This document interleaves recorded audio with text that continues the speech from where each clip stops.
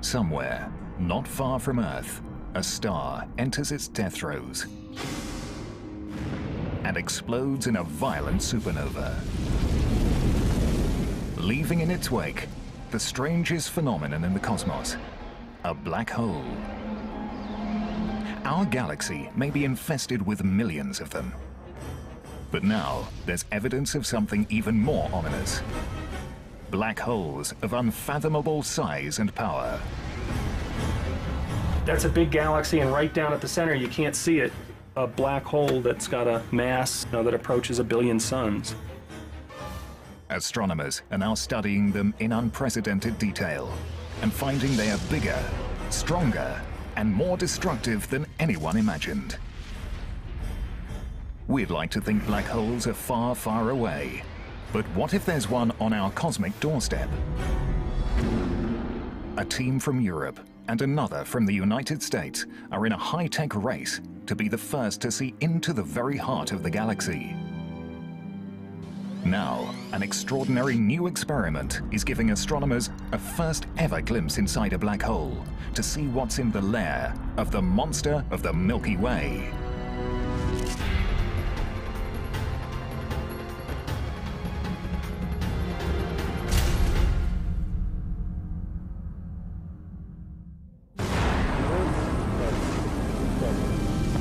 A new era in astronomy has begun. High-tech instruments in space are now revealing a universe rocked by violent events.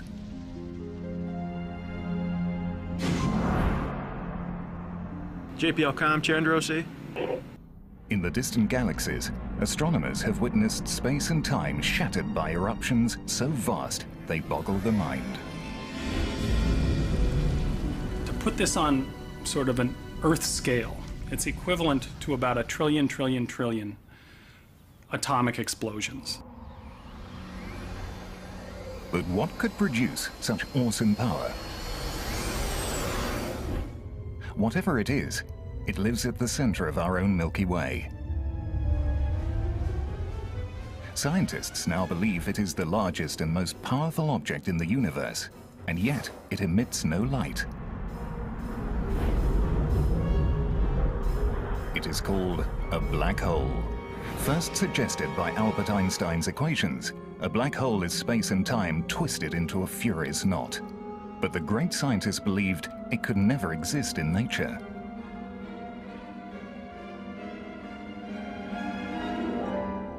Albert never really liked the idea of black holes himself. He thought they were anathema. This was something that nature should avoid. It's the places where space and time became infinitely twisted up. He thought, no, nature shouldn't allow that. Black holes are certainly odd beasts in the universe. They were thought to be peculiar, so peculiar as to perhaps not even really exist in the real world. Simply because your equations show that they can exist doesn't require that the real universe has them. That there is something strange and powerful lurking in the center of our galaxy first became clear 75 years ago. Early radio telescopes recorded a hiss like the sound of steam.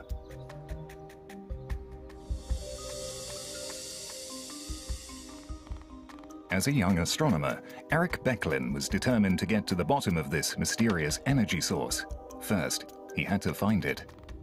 There was a radio source called Sagittarius A, a very strong radio source, but there was even debate whether that was really the center or not. Astronomers knew that the centers of other galaxies are tightly packed with stars, but when they tried to see into the center of our galaxy, those stars were obscured behind a thick veil of dust. There is so much dust between us and the galactic center, it is completely opaque. You do not see the stars in the galactic center. The most powerful telescopes cannot see it. Becklin knew that some kinds of light, invisible to our eyes, can make it through the dust. Infrared, for example, travels in slightly longer wavelengths. Infrared radiation gets through the dust because its wavelengths are longer and the dust just kind of rides on the infrared wave. In the 1960s, Becklin bought an infrared detector from a military contractor and attached it to the end of a telescope.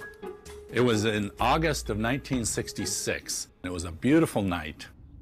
As we were looking with the infrared detector, we were seeing more and more stars, and the signal increased, and each star gives you more signal, and we were building up.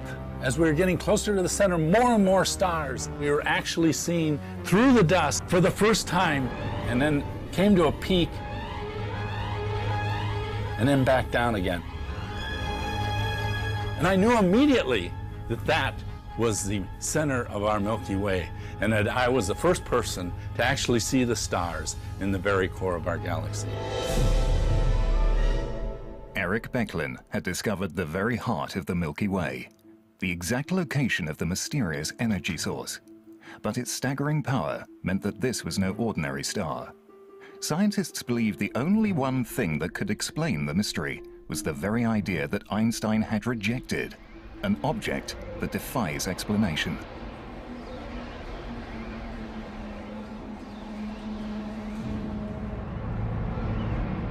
What's a black hole? It's this monstrous, mysterious thing. It's a point of infinite density. We don't know how to wrap our brains around that. It's a region where space and time have closed in on itself. A black hole is a region of space where the pull of gravity is so immense that not even light can escape it. You reach the point where light cannot even come out. And if light can't come out, you're not coming out.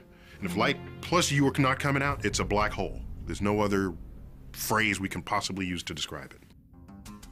Welcome to the strange world of extreme physics, where space and time literally cascade into the abyss. Space itself is falling inside the black hole. It's rather like a river falling over a waterfall, except it's space itself that's falling over the cliff. It's rather like a kayaker trying to make their way upstream on a river that's going too fast. They get dragged down to the center of the black hole. Gravity becomes a riptide. The closer you get, the stronger the current. Eventually, you reach the event horizon, the point of no return.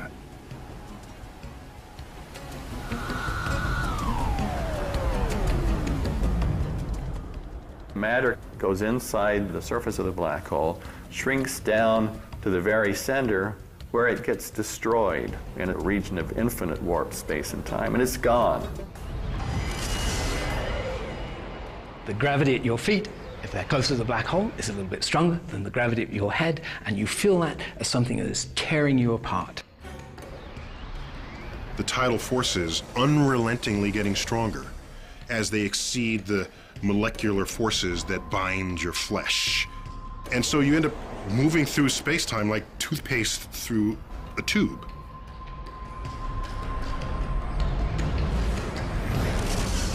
And ultimately, you will pull your atoms apart. You will be, as we say. As strange as they are, black holes are a product of the familiar universe of stars and gravity. They have their genesis in a type of enormous star called a red supergiant. It is 10 times heavier than our sun, yet it will burn itself out in a fraction of the sun's lifetime.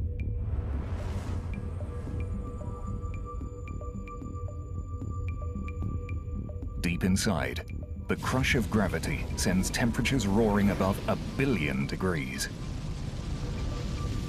Helium and carbon fuse into heavier elements: oxygen, silicon, sulfur.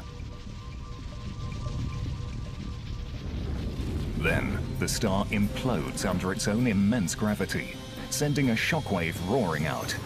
The star digs itself deeper into space travel and now goes supernova in a violent explosion. What's left is a dense core of subatomic particles, a neutron star, only about 16 kilometers across. It's so dense that a teaspoonful of neutron star matter would weigh about 1 billion tons. Eventually, the gravitational pressure will be so large that the neutrons themselves will be crushed, and there'll be nothing left to stop the collapse.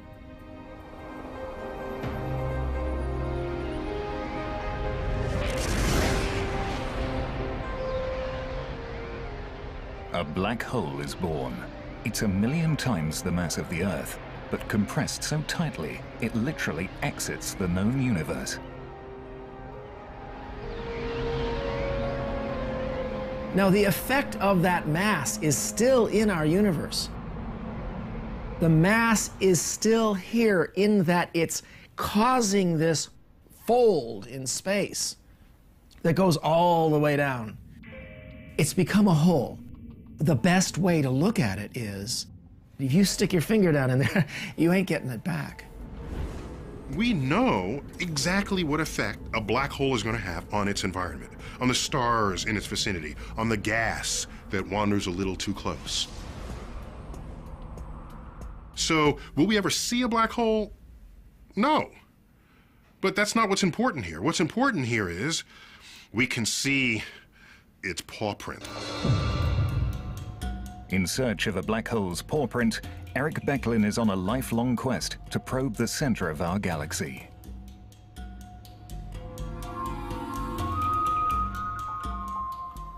The Milky Way is a giant spiraling disk of over 100 billion stars. Our sun is about halfway out, in the peaceful suburbs. Becklin is headed to the galaxy's most exciting and most violent zones. But to make the final leg of the journey, he would need help. So he turned to a rising star in astronomy. Andrea Getz believes that the key to finding a black hole at the center of our galaxy lies in tracking the stars that buzz around it. For about 3 decades or so, there has been this question of whether or not our galaxy harbors a supermassive black hole at its center. And the key to answering this most definitively is to watch stars at the center of the galaxy orbiting. Getz's team set up at the newly built Keck telescope on the summit of Hawaii's Mauna Kea volcano, the largest telescope ever built. Our view to the center of the galaxy is absolutely superb. Our ability to position stars at the center of the galaxy is like somebody in Los Angeles seeing somebody in New York be able to move their finger like this, okay, just 2 centimeters. That's the precision with which we can measure something that is 26,000 light years away from us. Madeline, we're ready to go? The conclusive experiment to be done that really demonstrated that it was a black hole was to follow the orbits of individual stars very, very accurately and with the highest precision possible.